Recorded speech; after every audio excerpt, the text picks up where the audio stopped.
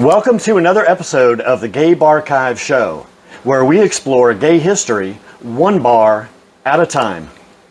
I'm your host, Art Smith, and sitting next to me is today's guest, Matt Kalunga, who has a long history working at and running Swingin' Richards in Atlanta and South Florida, and in the last few years has opened up his own men's bar called Johnson's. Welcome, Matt. Thank you. It's nice to be here. I mean, even though I'm in my own bar, but yeah.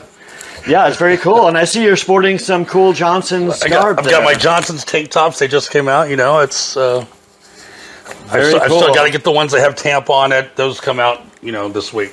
Very cool. So let's start in the beginning. Let's try to kind of go chronologically. When I first ran into you, it was in Atlanta numerous years ago. We won't say how many. And there was this kind of groundbreaking club in Atlanta called Swingin' Richards. I started at Swingin' Richards in 1997 as a dancer. My friends went in to apply to be bartenders, and I went and got on the stage and started playing with the pole, and the guy came up to me and said, "Do you want to dance?" And they were supposed to open next week, and they had no dancers. I was the second one they hired. Wow. So did you ever imagine in that moment, when you got hired to dance at Swingin' Richards, that 25 years later, you would be about to open your own second male strip club and have been in the business for all that time? No, honestly, no. I told myself I was going to get in for 6 months, make as much money as I could possibly make, and get out.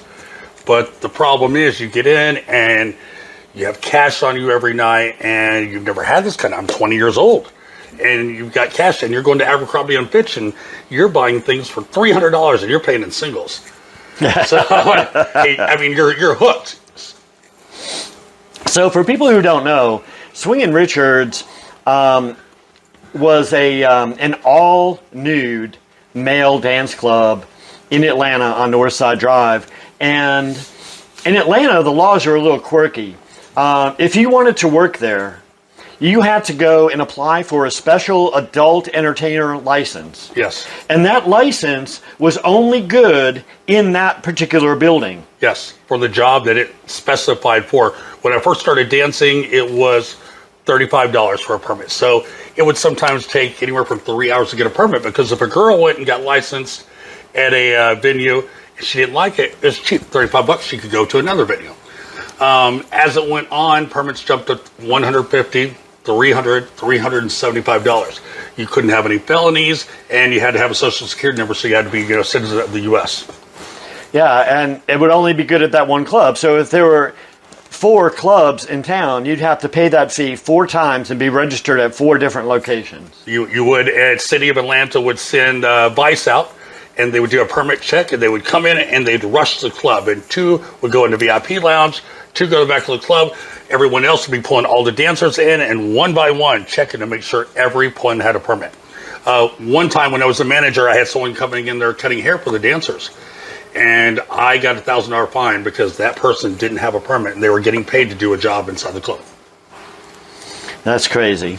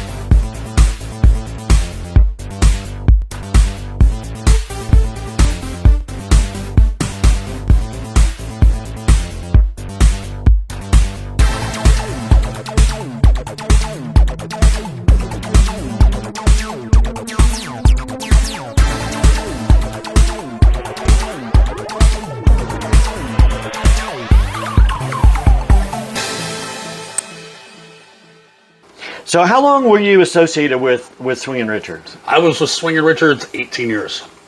That is quite a while. That is a long time. And if anyone knows my boss from there, that's a triumph.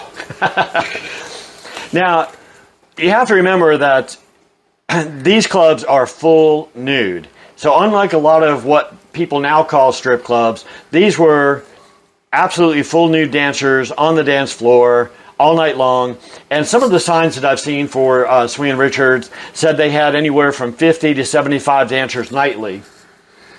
On a Friday or Saturday night, when I took over managing, I was 23, and I kind of built it up a little bit more. But I'd run 6 dancers on the main stage, 1 on the back. Usually about 12-minute sets, and they'd rotate and everything. So yeah, on some Friday or Saturday nights, we've had 40, close to 50 dancers. And it was a very popular venue, so much so that after a number of years of you being associated with them, the owner apparently decided to open up a second location. Was that your idea, or was that... That was his idea. He actually called and said, you know what, I want you to fly down to North Miami Beach. They found a female strip club. The rent was $50,000 a month. For him to turn it into a gay strip club, he had to take care of all the bills that weren't paid from the prior leasee, yes. And it was costly, but the club did really, really well. It was 6,000 square feet, the same size as this one. But we would pack 300-400 people in there. We'd have 500 people come through a night, dancers. South Florida had never had a male strip club, so there were no laws written. They were only written for women. So guys could go on stage rock hard with the cock ring on.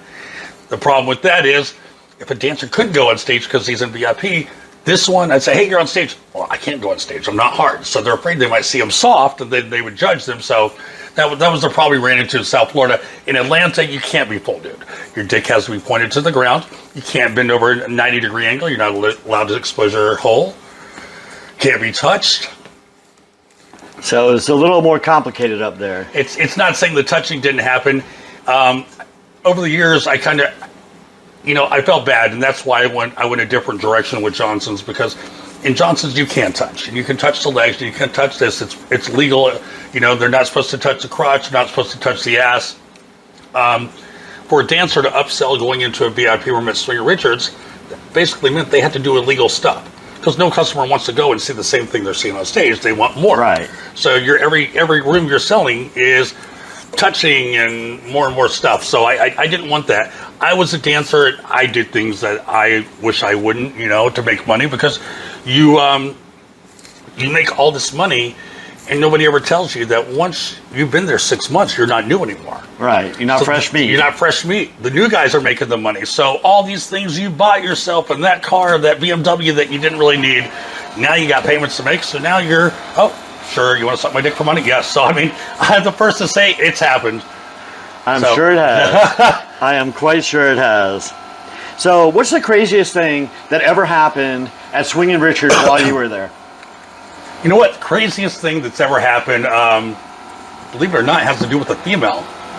I was in my DJ booth one night, and I watched this girl come over to a chair right in front of the stage, dance her on stage, pull her pants down, sit on the chair. 2 seconds later, overflows with piss.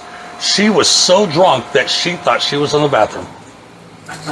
And then I caught a girl with her leg hyped up on the ATM, masturbating in front of everybody. We've had a few girls come in there and spray the ego with their shorts on.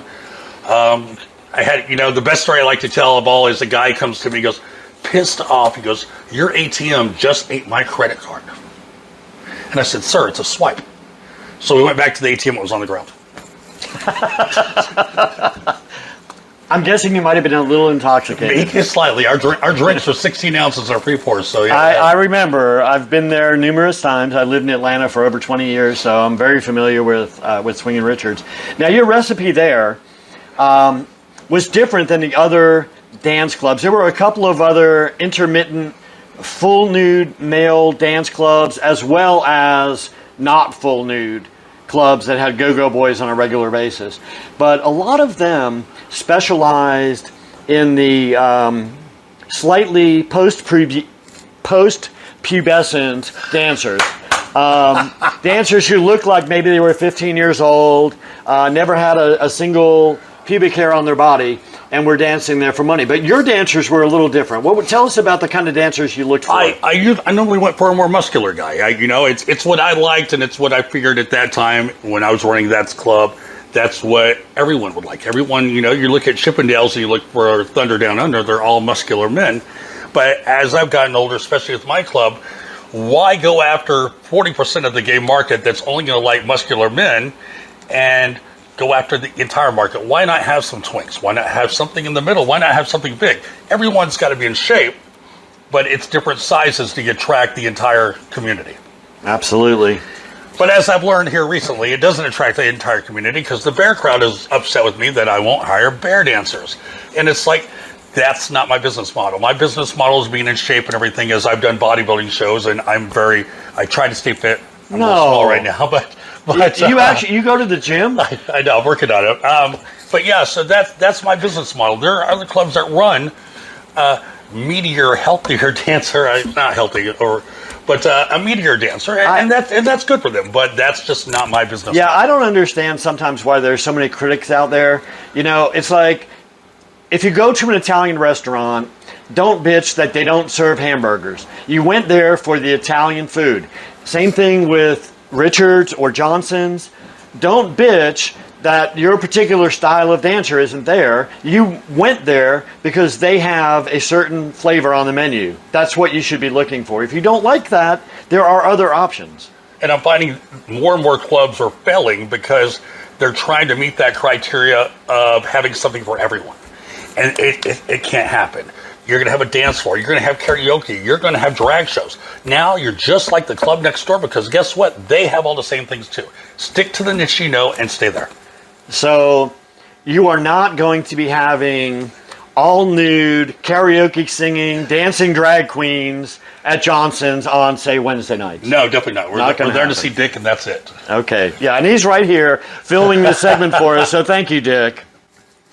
So speaking of Johnson's, you just came back, like almost virtually minutes ago, from sunny Fort Lauderdale, one of our favorite places in Florida, Wilton Manors, where you, after stepping away from Richards, decided to embark on your own adventure, which you have called Johnson's. And Johnson's, was it yesterday or Friday, celebrated their 5th anniversary in Wilton Manors.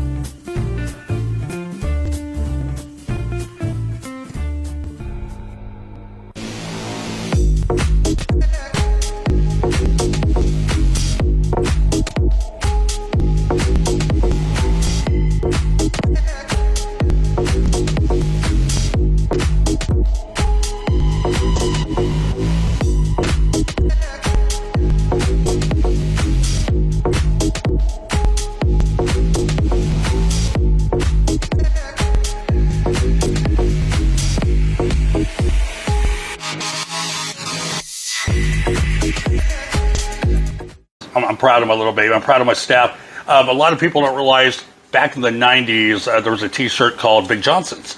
I have a little guy with a big, and lots of shirts, but it was an untrademarked company. So when I opened my own, I wanted to call it Johnson's. It still sounds kind of like a normal bar, but at the same time, it has an alternate meaning. But I could also use a lot of his T-shirts for my T-shirts and not worried about being sued. Very cool. So you picked a location on Wilton Manors. If anybody out there has not been to Wilton Manors, and I'm assuming most of our audience is gay, if you have not been to Wilton Manors, within a roughly 2-mile radius of where his bar is, there are a total of over 24 gay bars and restaurants that you could basically walk to or take a short ride or Uber right in the same neighborhood. In 2 blocks. Yep. All over the place. It's an amazing city. It's a great city, great people. All the bar owners, since COVID, we're all in a WhatsApp group. We talk through things. We communicate. You're always going to have that one bar owner that wants to be the problem and everything. But for the most part, Every other bar owner is great. They're very humble to each other. So I've asked a couple of people who have been to your Fort Lauderdale club about, what they thought and about you opening a new club and what their general feelings were about Johnson's. The first person I spoke to is someone that I'm sure you're very familiar with. His name is Bruce Valanche. And he commented that, first of all, he and Leslie Jordan both had their own private booths at Richard's when you were managing there, because they loved the bar so much. I would say Bruce had his own. Leslie doesn't drink, so Leslie would come in and grab his bottle of water, and then he would sit there and he'd just have an amazing time. And he would always come in and he would get on stage for 10 minutes and talk a little, make people laugh. He was wonderful.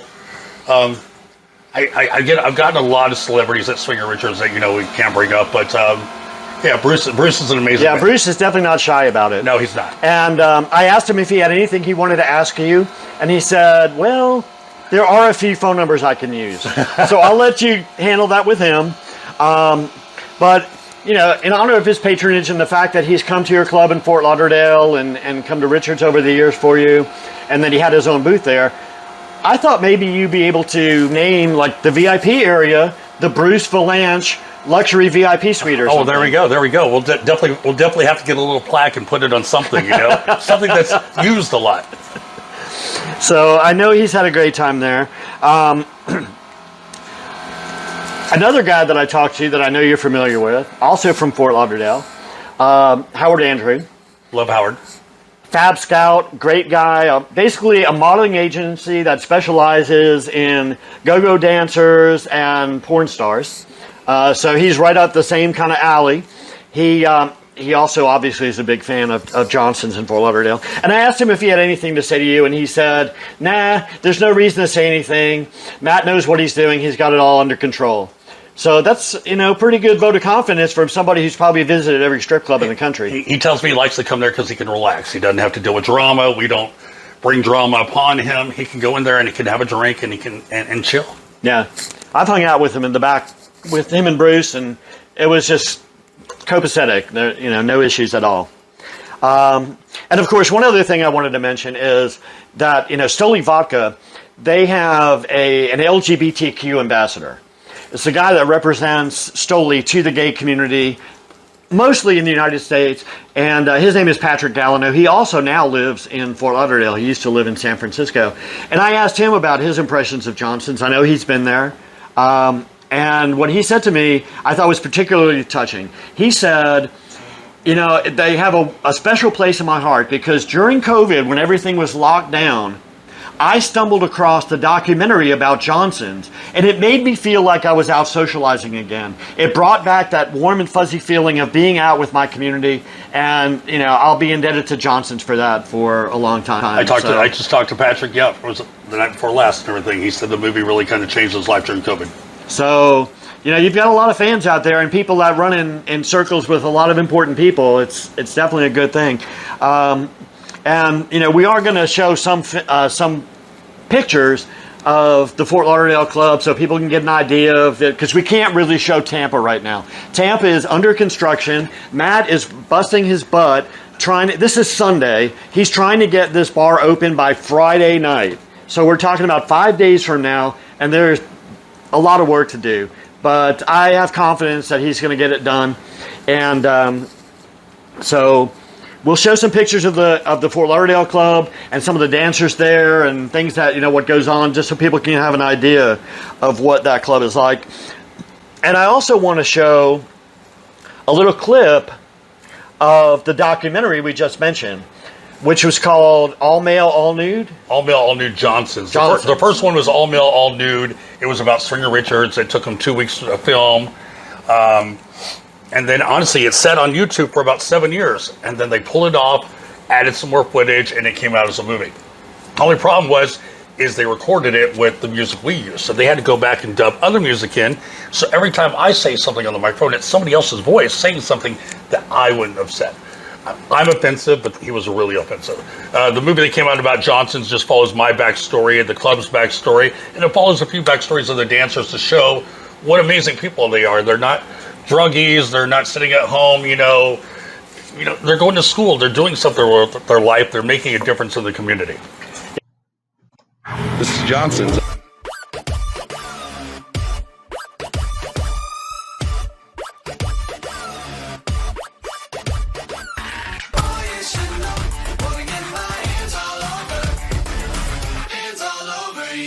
Literally, we're selling illusions, a fantasy world. I don't want to be average. There's a big misconception about strippers. It's a dirty lifestyle. The key is just to save money. I made $1,600 in one night. This is a big opportunity. Save for your future. People don't realize how hard it actually is to do. To go up to someone in your underwear and seduce them. Male stripping really is one of those jobs that can make you or break you. In this kind of job, you cannot afford to be shy. It's art. Because every night is so different. My name is Matt Kalunga, and we're right in the middle of Johnson's. Are you ready for it?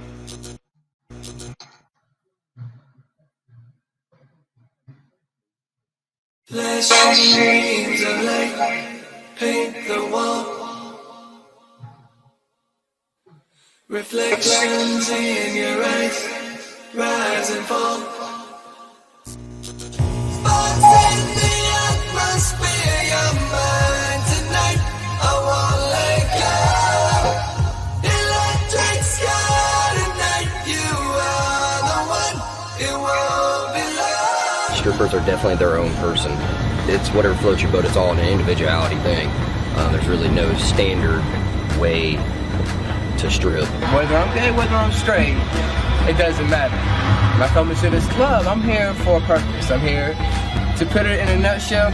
I'm here to make money. Let's go make money, bitch. Let's go make money, bitch. Hell yeah!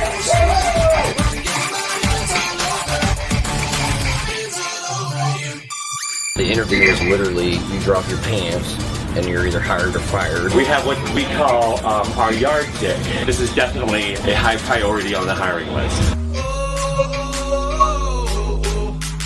It's what I do. It's what I'm comfortable with. It's who I am. And if somebody is going to judge me for that, let them judge me. Swinging Richards, it's really like a neighborhood hangout. It's like family.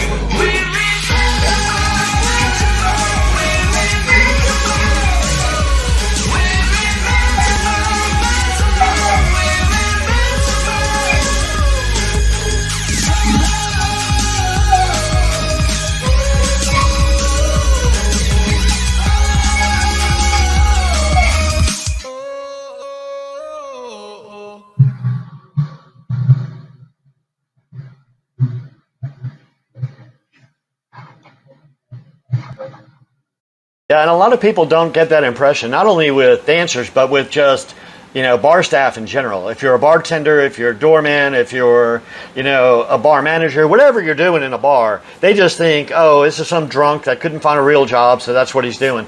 And that is not true at all. I mean, you can tell when you look at the pictures from Johnson's and you look at the video clips, you will see this is a class act. This is a nice place that you wouldn't be ashamed to bring your uncle to.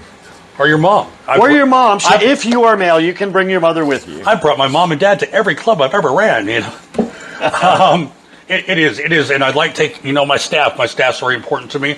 So, you know, every couple of months we keep doing an escape room, so we work together more clockwise, you know, not clockwise, like a finely tuned watch. There we go. So when you go in there, everything is ran smoothly.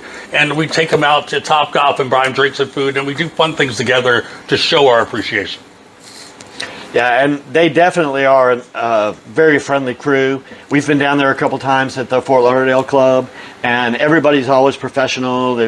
I've never seen any trouble there. I've never seen any fights break out or loud, raucous, drunk people. Or I'm sure it happens maybe once in a while, but I've never seen it. It's once in a blue moon, but you know, the good thing about a male strip club when it comes to security, I've got 50 muscle boys right there to take care of a situation if it gets way out of hand. So it makes them think twice. Do I really want to start trouble in here?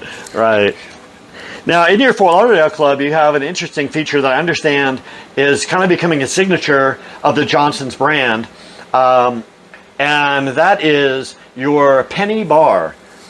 One of your bars in the Fort Lauderdale Club, somebody or somebodies spent countless hours arranging pennies in the same orientation around the bar. All used pennies out of random people's pockets and I guess, the bank. 37,000 worth. But tons of pennies all laid down and then coated in an epoxy so the entire bar top is covered in pennies. Now, I just noticed that you're going to do the same thing down here. Well, I got the bright idea during COVID, and I have to say it. And my husband and my business partner will say, you only did a couple, they say you only did a couple of dollars. I say at least did $100 worth. But it took 3 weeks to do it, and then we'd have to lay plywood over the top, run business for a week, take the plywood off for the 2 days, do some more pennies. They all had to be glued down individually because otherwise they float up to the top in the epoxy. So every penny was looking the same way. And then you get there'd be a little gap. So you're here with the grinder just taking the edge off the penny so it fits right down into it. And yeah, it's amazing. Tampa is not going to be like that. Tampa, we bought the tiles. They come in the little pennies. And I looked at them and it's like, some are heads, some are tails, some are pointing different directions, but kind of like your customers. Exactly. Some are heads, some are tails, some are pointing in different directions. It is what it is, right? It's still pretty. It is. It's going to look great. And the other thing that you've added, and I've got some pictures of that too, this epoxy flooring is amazing. It looks so cool. And the colors with that cranberry and that kind of dark anthracite and some kind of gold in there, it's just so rich. It's, in Fort Lauderdale, when you first come in, we have the epoxy floors. They need to be polished, but it's pretty. It's like a piece of art. So my business partner decided the entire downstairs of this, it was a $20,000 project for all the floors. All the floors looked like an amazing art piece.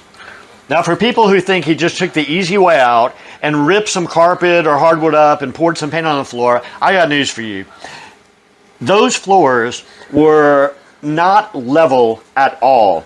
So every crack, every seam, every unlevel part had to be fixed before you can do this finish in order to make it work out properly. The floors were gutted, termite damage, moisture damage, new joist underneath, everything, new wood, everything's been fixed. The upstairs has been fixed. We're making it pretty, which if you saw the upstairs before, it's it did its job for the leather bar, but now I've got to make it beautiful. And it's starting to look great. I've walked around the bar. I can see where they're going with it. I can see what they've changed and how they've, vaulted the ceiling a little bit different and added some beams and stuff. And it's going to look really nice. And the chandelier at the entrance, oh my God, that chandelier belongs like in the Biltmore estate or something. Or Matt's bathroom, somewhere really fancy and elegant. It looks amazing. I have a major addiction problem to offer up. So I will sit there in every city I am looking for chandeliers because I've got 6 chandeliers in Fort Lauderdale and I'll have 5 here, and some of your mirrors and some of your furniture are eclectic pieces that you found on OfferUp or the marketplace on Facebook. It's nice to have cool things and not have it look so like you bought it from a magazine and just stuck it there. Right. It's not a rooms to go bar. No. You don't walk in there and say, I'll take that sofa, those end tables, and those lamps. That's great. No, that was PJ's Corner Pocket. So it's going to look great. It's going to have a great crowd. It's not a small bar. As Matt mentioned, this space is about 5,000 square feet. 6,000. 6,000 square feet. Over twice the size of Fort Lauderdale. So it is a 2-level bar. It's got a great upstairs VIP area. And I'm guessing maybe there used to be a leather shop up here in the corner of the upstairs bar. I'm guessing, because I know kind of how Matt's mind works, there will probably be a Johnson store up here. Maybe. Actually, no, that is actually going to turn into the dressing room. The room back there that people used to do that in, that'll actually be liquor storage. When you first come in, we'll have a giant arm wall with all our retail in it. So when you first come into the door, yes. And they have some retail. I mean, this is not a bar that went out and printed, a handful of T-shirts and a couple of ball caps. They have numerous designs of ball caps. They have tank tops. They have T-shirts. They have jock straps. They have sweatshirts, underwear, movies, calendars. We have wine bottle holders. Yes. They have a little wall plaque that you can put up that is a Johnson's key holder where you hang the keys on a bent metal penis. Yes. So they have been creative. In Fort Lauderdale, when we were down there, I think every little boutique and thrift store, charity shop we went to had Johnson's underwear at the front door. It's like a thing. People want to be seen. And for those of you who are not stripper quality, they do have a retired stripper t-shirt. They do have a retired stripper and a stripper in training t-shirt. And stripper in training. So you can go run around and have people think that you used to be a dancer here or at Richards or wherever, and show off the Johnson's brand. So that's very cool. Now, was your little bow tie on there in your logo? Is that kind of a nod to the Chippendale Actually, concept? you know what? It wasn't. When we first opened the bar, there's a bar in Portland, Oregon called Stag. And Stag had the horns with the little bow tie on it. So I think that's why I need this little bow tie. I didn't put it on my sign in Fort Lauderdale or Wilton Manors because when we first started out, Wilton Manors was a little unsure of me opening. So I wanted it to look like a speakeasy on the front. I wanted it to have blacked out windows, and when somebody's walking by, have no clue what's going on inside. You go by on a Saturday night, it's packed inside, lights are going, music's going, but when you walk by, you would not have a clue. And that's what I want. I don't. A lot of people, unfortunately, are going to view a strip club as an embarrassment to the community or something they don't want to be around. I want to change that view.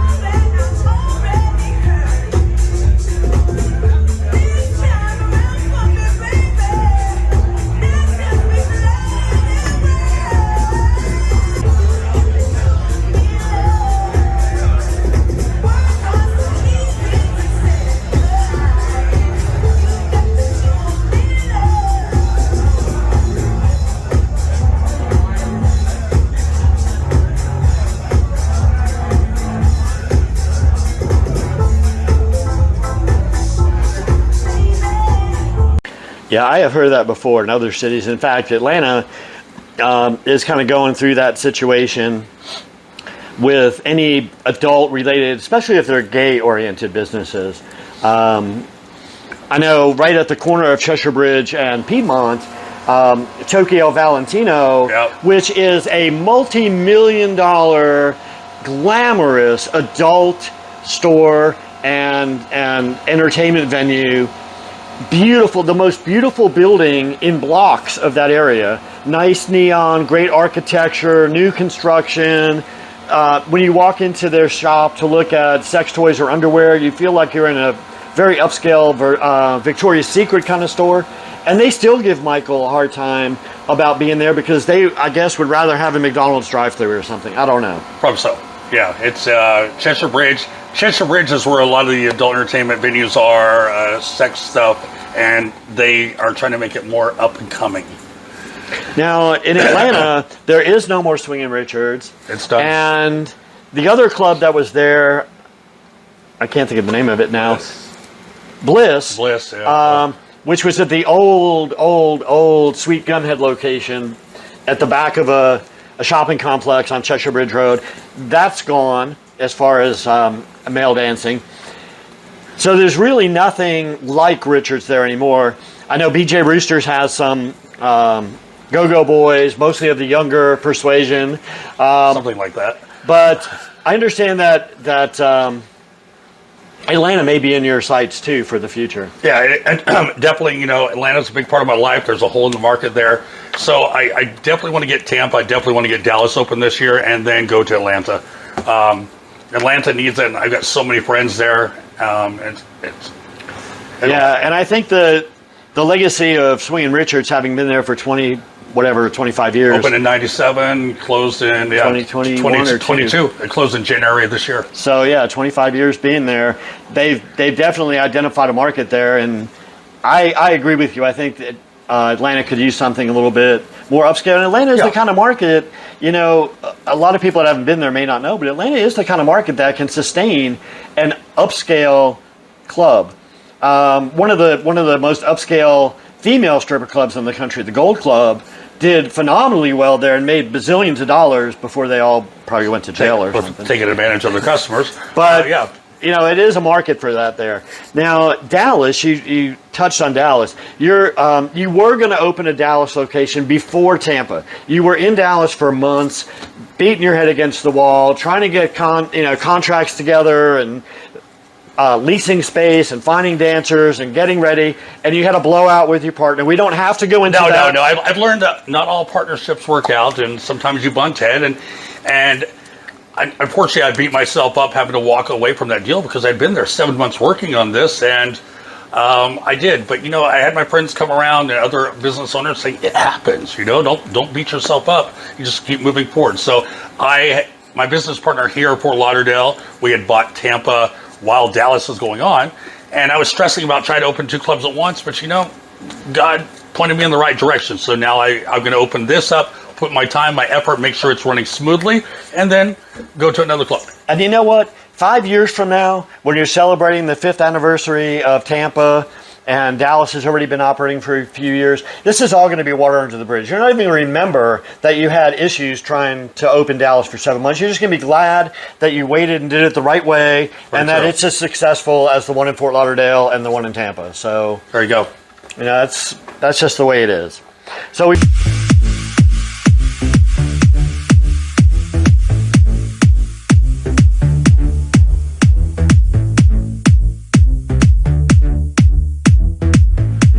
We wish you all the best of luck with all of the clubs. We're definitely looking forward. Dick, on Wednesday, is celebrating his 29th birthday again. And so he was hoping you'd be open by Wednesday, but I'm not going to push you for that. When you do come, we will bring him and some of his friends here so that he can enjoy being at Johnson's in the general vicinity of his 29th birthday. So we're looking forward to that. Now, Happy birthday. I did want to mention one thing. I noticed in your Facebook profile that you are originally from Cody, Wyoming. Now, in my experience, Wyoming, let alone a small town like Cody, but Wyoming is not the major metropolis where all things gay come from. It is not. Definitely not. But I know you've been very aware of your surroundings and your gay lifestyle for a long time. And I have been researching in this project for years, trying to find just one gay bar in the entire state of Wyoming that was actually a gay bar and not some place that you could be gay in for 5 minutes. The problem is with Wyoming, the population's 450,000. There's more people that live in Midtown Atlanta than live in the state of Wyoming. Cody, Wyoming is 11,000 people. The town next to us, Powell, is 5,000. The town next to us is 340.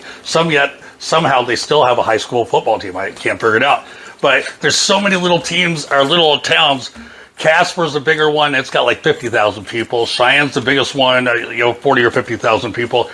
There just aren't any gay bars there. There's just not enough people. But I have to say, since I left Cody, there's gays there. And I've met them. And the Thistle, which is a bookstore there, very gay friendly. Sarah's like a gay mom there. So, but it's very open-minded. All my friends in Wyoming know I'm gay, and no problems whatsoever. But am I missing anything? Did I not find a gay bar that actually existed? No, there's definitely not a gay bar. If you're gay and you're Wyoming, you have to drive to Denver, which honestly, it's not that far drive.